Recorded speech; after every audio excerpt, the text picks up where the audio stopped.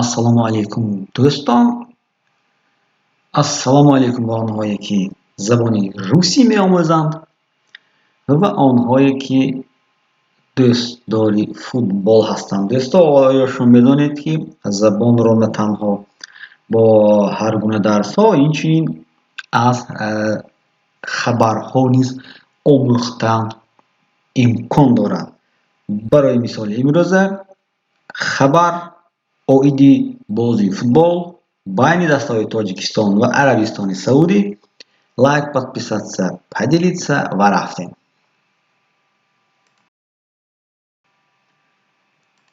Инак дӯстон, чунин хабар баромад.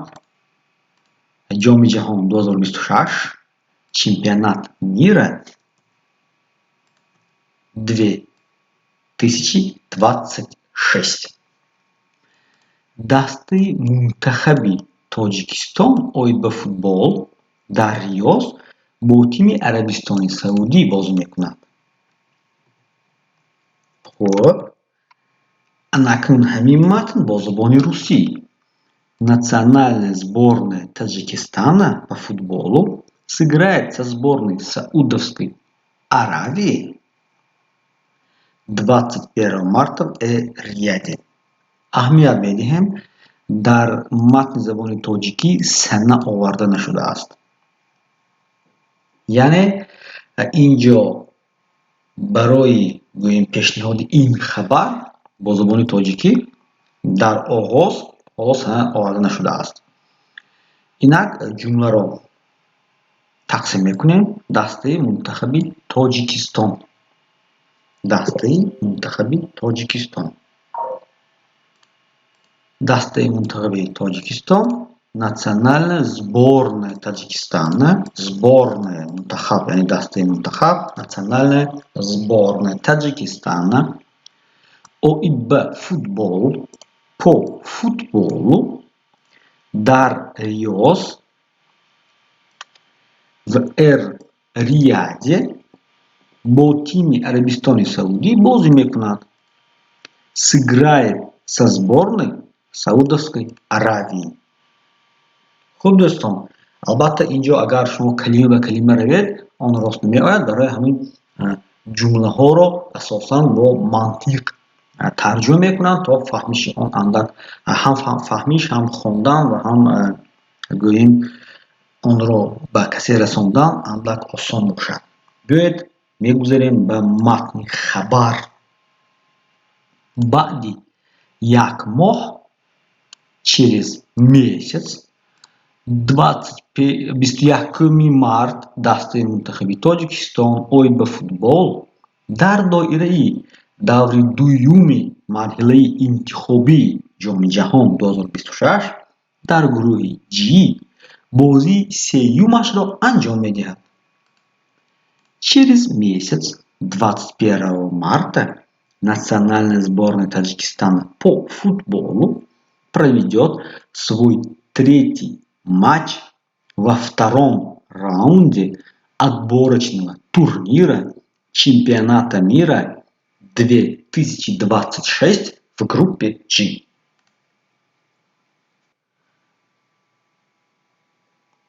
дар ин хусус Амид Ховар бо истинод ба Федерации футболи Тоҷикистон хабар медиҳад. Передает Ниат Ховар со ссылкой истинод, ссылка на Федерацию футбола Таджикистана. Ба Федерации футболи Тоҷикистон передает, ин яъне хабар медиҳад.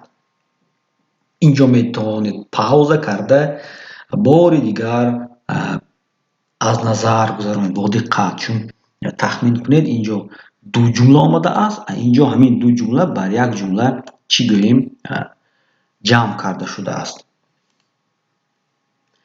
рақиби дастаи мо тими миллии Арабистони Саудӣ мебошад. Соперником нашей сборной будет сборная Саудовской Аравии. Рақиб соперник, рақиб соперник, дастаи мо нашей сборной.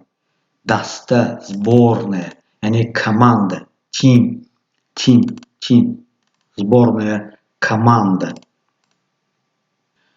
خب این واخوری در دانشگاه شاه سعود برگزار شده ساعت 23:59 با وقت دوشنبه آغاز می شود. Встреча пройдет на стадионе университета короля Сауда и начинается в 23:59 по душанбинскому времени. واخوری встреча در ورزشگاه на стадионе دانشگاه شاه سعود университета короля Сауда شاه король баргузор шуда яъне баргузор мешавад пройдет маъни он ки соати 23:59 в 23:59 по вақти душанбе по душанбинскому времени. идома дастаҳои мунтахаби миллии тоҷикистон ва арабистони саудӣ дар даври чоруми марҳилаи интихобии ҷоми ҷаҳон 2026 дар варзишгоҳи марказии душанбе вомехӯранд. яъне бозии баъди 21 март мешуда. В четвертом туре отборочного тура, точнее турнира, отборочного турнира ЧМ чемпионата мира 2026 национальные сборные Таджикистана и Саудовской Аравии сойдутся на центральном республиканском стадионе в Душанбе.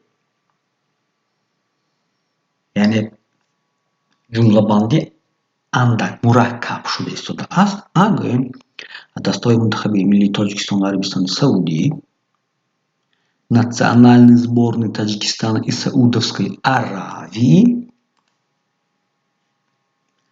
дар даври чоруми марҳилаи интихобии ҷоми ҷаҳон 2026 дар русӣ гӯем агар дар сари ҷумла омадааст, яъне в четвертом туре отборочного турнира чемпионата мира 2026 дар варзишгоҳи марказии душанбе вомехӯранд. сойдутся вомехӯранд на центральном республиканском стадионе в Душанбе. ин дидор 26 март соати 20:00 оғоз мешавад. Эта встреча состоится 26 марта и начнется в 20:00 часов. Индидор, эта встреча 26 март 26 марта инҷо дар Русӣ состоится, яъне мешавад баргузор мегардад и начинается 20:00 часов. соати 20:00 оғоз мешавад.